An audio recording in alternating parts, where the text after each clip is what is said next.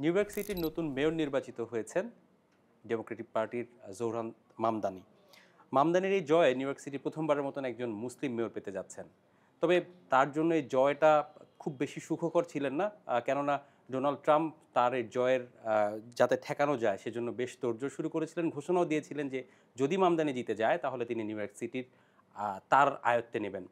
New York সিটির এখন কি হবে, নিউ ইয়র্ক সিটির ভাগ্যে কি আছে, এসব নিয়ে কথা বলবো। সঙ্গে আছেন চর্চার ব্যবস্থাপনা সম্পাদক সেলিম খান। সেলিম খান, শুরুতেই মামদানি প্রসঙ্গেই যাব।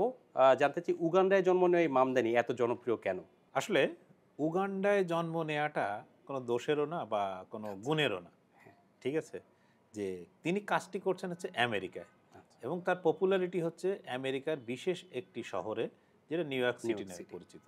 ঠিক আছে? নিউ ইয়র্ক শহরে তিনি কি করছেন সেটির নিরিখে আমাদের এটা বিচার করতে হবে।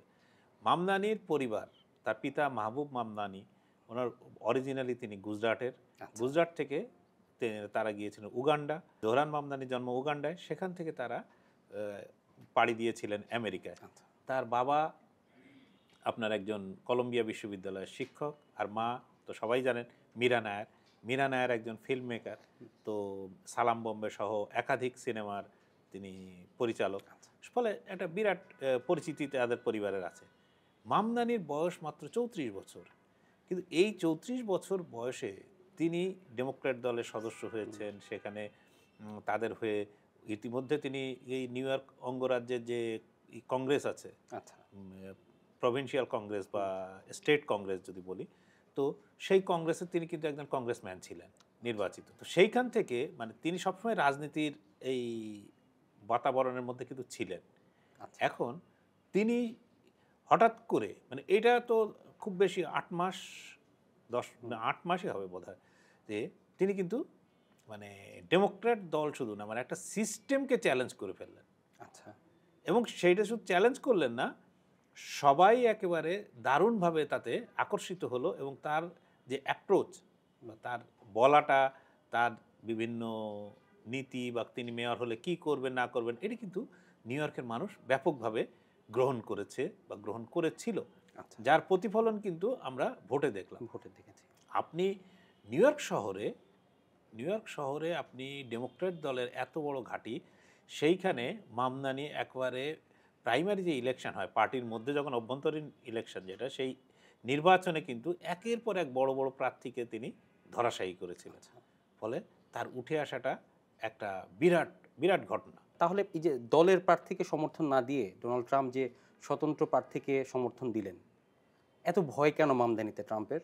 দেখেন, একটা হচ্ছে যে মামদানি নাম যেহেতু জোহরান মামদানি, আচ্ছা। নামটা আসলে জোহরান মামদানি তাদের টাইটেল। আচ্ছা। তো জোহরান মামদানির বিষয়ে প্রথম তাকে আগে, এই যে আপনিও কথা বললেন যে তাকে প্রথম জিনিস মুসলিম ট্যাগ দেওয়া হচ্ছে। আচ্ছা। তিনি তো ধর্ম নিয়ে কোনো কথা বলেননি, বা তিনি বলেননি যে নিউ ইয়র্ক সিটি হলে তিনি মুসলমানদের জন্য এই করবেন, অমুক করবেন, তমুক করবেন, এইসব তো কিছু বলেননি। আচ্ছা। তিনি কিন্তু লড়ছেন ডেমোক্র্যাটদের সঙ্গে, এবং তিনি পার্টিকুলার কিছু বিষয় নিয়ে আপনার তুলে ধরেছেন যে এই শহরে, কারণ শহরটা সাধারণ মানুষের জন্য, সাধারণ নিউ ইয়র্কবাসীর জন্য, আর তারা এর ভার বহন করতে পারছিলেন না, এর ব্যয় বহন করতে পারছিলেন না। সেইখানে তিনি কিছু কিছু উদ্যোগ নিয়েছেন। কি আচ্ছা। কেমন উদ্যোগগুলো কেমন? একটা হচ্ছে যে বাড়ি ভাড়া বাসা ফ্রিজ করে ভাড়া দেবেন, ফিক্স করে দেওয়া। বা যে বেশি চাইলে ভাড়া দিতে হবে না, এইরকম একটা বিষয়। এখানে কিন্তু নিউ ইয়র্কে দীর্ঘদিন ধরে ছিল আচ্ছা। যে ডিসপিউট হলে আপনার বাড়ি মানে যে ভাড়াটেরা বাড়ি ভাড়া দিত না। আচ্ছা। ফলে তিনি এটা একটা কারণ, ২০ লাখের উপরে লোক এই ধরনের ভাড়া বাড়িতে থাকেন। ফলে এই ২০ লাখ লোকের মনের কথা, কারণ হুটহাট ভাড়া বাড়া নয়। আমি নিজেও দেখেছি যে আচ্ছা। নিউ ইয়র্কে বাসা ভাড়া দিতে গিয়েই সাধারণ মানুষের খাওয়া, থাকার এই খরচটা কিন্তু ব্যাপকভাবে ব্যাহত হয়। তারা প্রপার পায় না।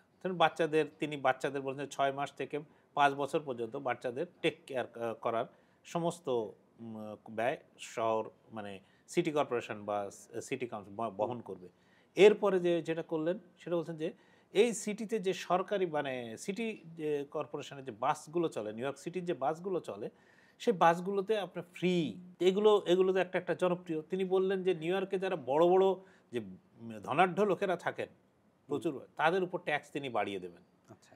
তারপরে তিনি বলেছেন যে যদি আপনার যাদের আয় 1 বছরে $1 মিলিয়ন উপরে, তাদের উপরে তিনি ফ্ল্যাট 2% ট্যাক্স বসিয়ে দেবেন, এবং এই বসিয়ে দিয়ে তিনি সাধারণ নিউ ইয়র্কবাসীর জন্য অর্থনৈতিক চাপটা হ্যাঁ, কিছুটা কমাবেন। তাদের উপর চাপটা কিছুটা কমাবেন।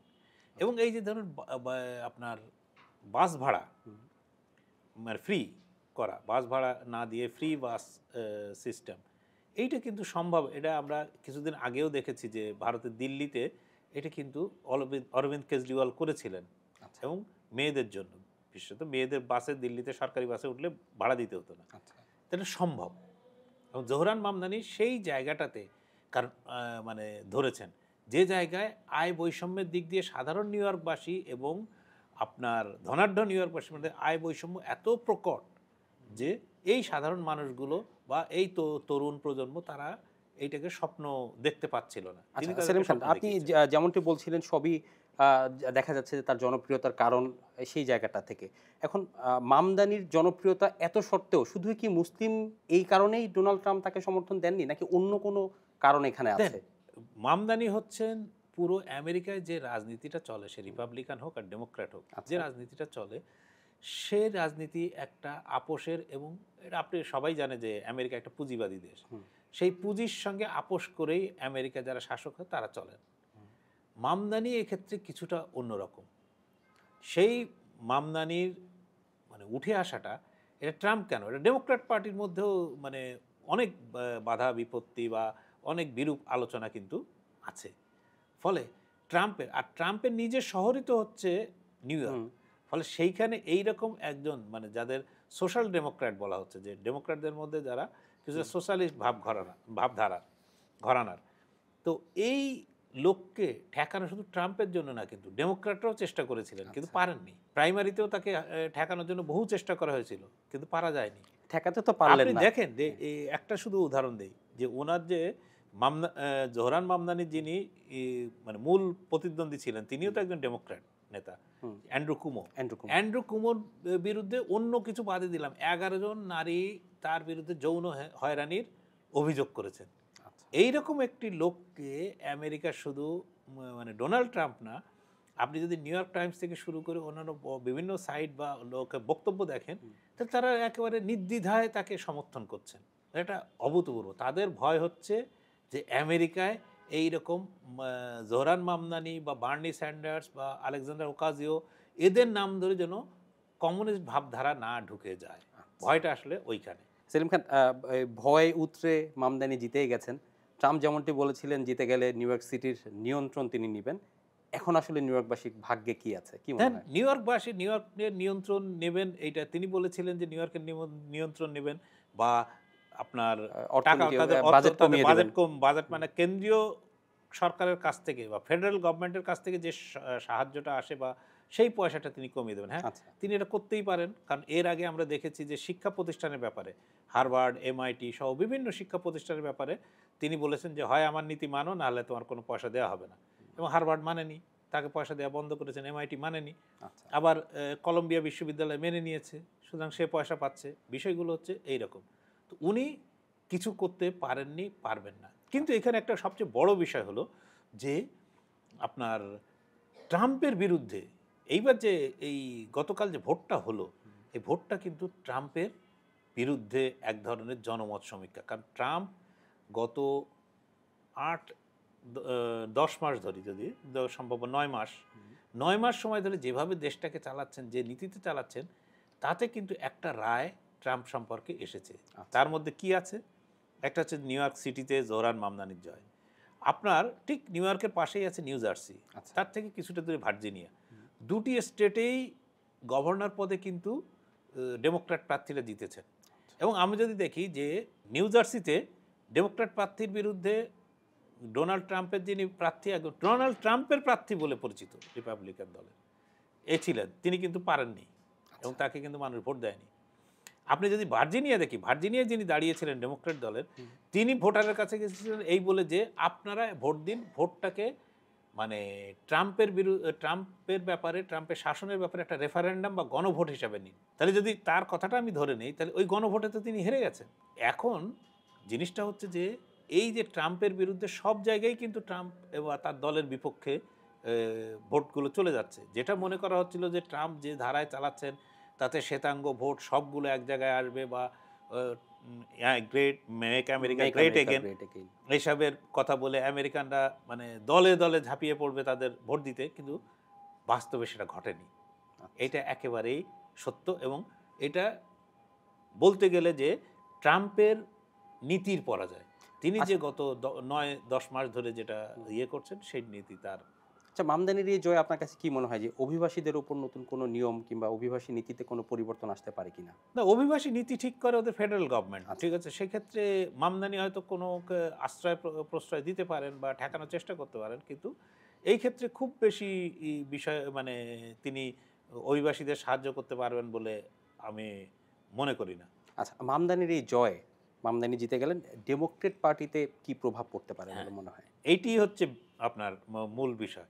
আপনি যদি দেখেন জাস্ট 1 বছর আগে, গত বছর 5 নভেম্বর, সম্ভবত 5 নভেম্বর প্রেসিডেন্ট ইলেকশন হয়েছিল। তার আগে থেকেই ডেমোক্র্যাট দল কিন্তু একেবারে মানে কোমর ভাঙা অবস্থায় ছিল। তাদের মনোবল ছিল না, কিছু ছিল না, এবং ট্রাম্প কিন্তু বিপুল ভোটে জিতেছেন। এবং তারপর থেকে যে ডেমোক্র্যাট দলের মধ্যে একটা বড় হতাশা তৈরি হয়েছিল। এখন এই যে গতকালকের নির্বাচনে একদিকে আমি বললাম যে আপনার নিউ ইয়র্ক সিটিতে জোহরান মামদানির জয়, অন্যদিকে তা দুটো স্টেটের গভর্নর পদে, এবং যেটা বললাম যে আপনার একজন তো বলেই দিয়েছিলেন যে আপনি যে ভোটটা দেবেন এটাকে ধরে নেওয়া হবে যে ট্রাম্পের শাসন সম্পর্কে একটা রেফারেন্ডাম। সেখানে হতে ফলে ডেমোক্র্যাট দল 1 বছর বাদে কিন্তু বেশ উজ্জীবিত। কিন্তু আমি যে ওই একটু আগে বলছিলাম যে আপনার ডেমোক্র্যাট দলের মধ্যেও কিন্তু দুটো পক্ষ আছে। আচ্ছা, একদল ওই তারা রিপাবলিকানদের মতন একই মতের অনুসারী, যেটা জো বাইডেন সহ আবার বার্নি স্যান্ডার্স বা এদের মতন এই আলেকজান্ডার ওকাজিও বা আরও অনেকেই আছেন যারা কিছুটা একটু লেফট ইনক্লাইন্ড বা বাম ঘরানার বা বাম ভাবধারায় বিশ্বাস করেন। ঠিক, তো এই ভাবধারাটা ক্রমেই ডেমোক্র্যাট দলের মধ্যে শক্তিশালী হচ্ছে বা হচ্ছিল। এর আগের বারও যখন বাইডেন নির্বাচিত হন তখন কিন্তু বার্নি স্যান্ডার্স 1 নম্বর ছিলেন, মনে থাকে। বার্নি স্যান্ডার্স নিজে তিনি বলেনি যে আমি ইহুদি, কিন্তু আমি এই ইসরায়েল বা এই জায়নিজমের পক্ষে না, এইসব জিনিস কিন্তু কথাগুলো তিনি প্রকাশ্যে বলেন। মামদানি যেরকম ইসরায়েলের বলছেন নেতানিয়াহু যদি নিউ ইয়র্কে আসেন তো আমি মেয়র হলে তাকে গ্রেপ্তার করব। তিনি এমনকি নরেন্দ্র মোদী সম্পর্কেও একই কথা বলেছেন। একটা ডেমোক্র্যাট দলের মধ্যেই একটা বড় ধরনের পরিবর্তন কিন্তু আসছে। এখন ডেমোক্র্যাট নেতারা যাদের মাথায় আছেন, ধরেন এখনো পর্যন্ত বারাক ওবামা ডেমোক্র্যাট দলের মধ্যে একটা বিরাট শক্তিশালী নেতা, অন্যরা যেভাবে আছেন তারা কিভাবে দলটাকে পরিচালিত করবেন, ডেমোক্র্যাটদের মধ্যে কিভাবে নতুন নেতৃত্ব নিয়ে আসবেন, সেটা কিন্তু একটা বড় প্রশ্ন। এবং গতকালকের যে নির্বাচন, এই নির্বাচন আমি মনে করি যে ডেমোক্র্যাটদের জন্য একটা বিরাট আশার সঞ্চার করেছে, এবং সবাই সেটা বলছেন যে বিভিন্ন বিশ্লেষকের লেখাও দেখলাম যে ডেমোক্র্যাট দল এখন অনেক বেশি উজ্জীবিত। তারা যেভাবে মুহ্যমান হয়ে পড়েছিল গত বছর 5 নভেম্বরে প্রেসিডেন্ট নির্বাচনের পর, তারা সিনেট মানে প্রতিনিধি পরিষদ মানে কংগ্রেসের দুটো কক্ষই আপনার হারিয়েছিল। ফলে সেই জায়গা থেকে এখন ডেমোক্র্যাট দলের ঘুরে দাঁড়ানোর সময়। পারবে কি পারবে না সেটি হচ্ছে আসলে। ধন্যবাদ সেলিম খান। দর্শক, আজ এই পর্যন্তই। দেশ বিদেশের যে কোনো খবরের পেছনের খবর বিস্তারিত জানতে এবং বিভিন্ন এক্সপ্লেনার জানতে চোখ রাখুন চর্চার ফেসবুক এবং ইউটিউব পেজে।